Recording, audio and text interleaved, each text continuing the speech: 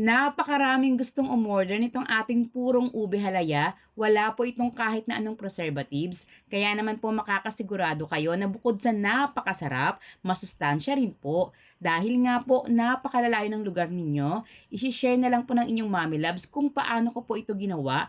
Wala rin po tayo ritong nilagay na kahit anong asukal. Tara na po at mag-umpisa na tayong magluto. Ito pong ating ube, nasa 3 and 3/4 kilo po ito ng aking binili. Hugasang mabuti dan lagain po natin ito ng 45 minutes. After nyan, babalatan at gagadgarin po natin.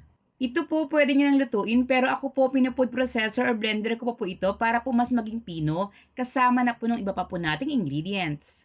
Then isa lang sa ating kalan over medium heat. Then kapag medyo uminit na po ito, maglalagay po tayo rito ng powdered milk. Bukod sa mas magpapasarap po ito, tutulong po ito para mas mapadali yung pagluto po natin sa ating ube. Mas madali po itong magpipirm.